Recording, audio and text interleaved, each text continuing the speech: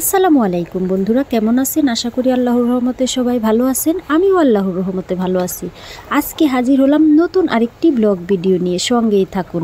আজকে আমি 5 কেজি ওজনের একটা পাঙাশ মাছ কাটবো।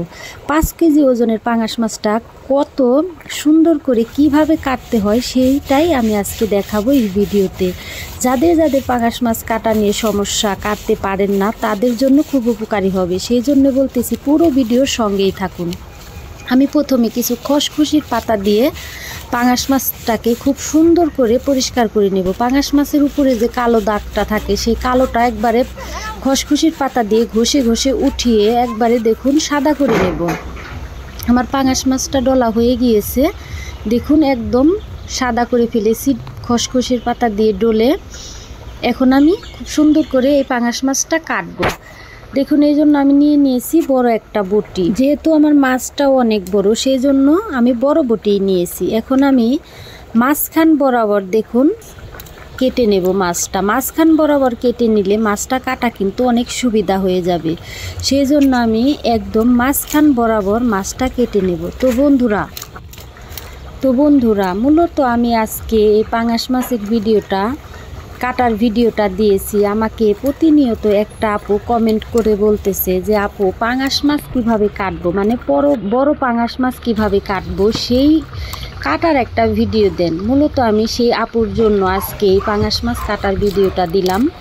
আপু আপনি দেখুন কিভাবে আমি মাছটা কাটতেছি। তো সবাই যারা পাঙাশ মাছ কাটতে পারেন না, সবারই উপকার হবে আমার এই মাছ কাটার প্রসেসটা দেখলে। আসলে সবাই কিন্তু একভাবে মাছ কাটে না, এক একজন এক একভাবে মাছ কাটে। অনেকেরই কিন্তু বাজার থেকে মাছ কেটে আনে, কিন্তু আমাদের কিন্তু বাজার থেকে মাছ কেটে আনে না। কারণ আমরা বড় মাছ ছোট মাছ সব মাছই কাটতে পারি। সেই জন্য বড় বড় মাছও সব আমাদের আনামি নিয়ে আসে, আমরা এগুলো সব বাড়িতেই কেটে নিই। সেই জন্য আমাদের বড় বটি দরকার হয়। বড় বটি না থাকলে কিন্তু আসলে মাছ কাটা খুব কষ্ট হয়ে যায়।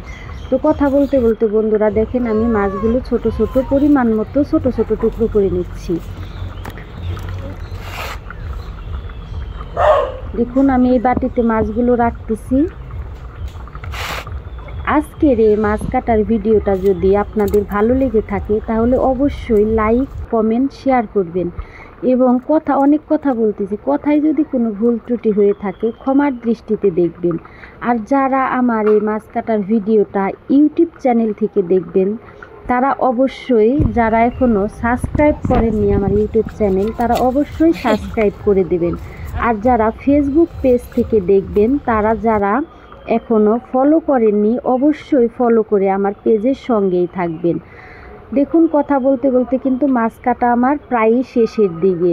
মাছগুলো খুব সুন্দর করে ছোট ছোট টুকরো করে কেটে নেব। মাছগুলো কাটা প্রায়ই শেষের দিকে, দেখুন আমি কেটে নিচ্ছি। এখন আমি লেজটা কেটে নিলাম। লেজটার ভিতর থেকে আমি একটা ডোম বের করে রেখে দিলাম। দেখুন মাছগুলো আমার কাটা হয়ে গিয়েছে। এখন আমি কাটবো মাছের মাথা। অনেকেই কিন্তু মাছের এই বড় মাথা কাটতে পারে না। এই মাছের মাথা কাটা কিন্তু অনেক সহজ। দেখুন আমি দেখিয়ে দিচ্ছি কিভাবে এই মাছের মাথা কাটতে হয়। দেখুন আমি চোপড়া থেকে একটু ছাড়িয়ে নিয়ে দেখুন এভাবে যদি আপনি টান দেন অবশ্যই ভেঙে যাবে। দেখুন আমার এত বড় মাছের মাথা আমি কিভাবে কেটে ফেললাম। মাছের মাথাটা আমার কাটা হয়ে গেছে। এখন আমি কানসার কাটাটা কিন্তু অনেক শক্ত থাকে পাঙাশ মাছের, সেই জন্য দেখুন আমি কিভাবে কাটবো। প্রথমে একটু বটি দিয়ে এভাবে কেটে টান দিলেই কিন্তু ভেঙে যায়। দেখুন আমি আর একটা দেখাচ্ছি আপনাদের।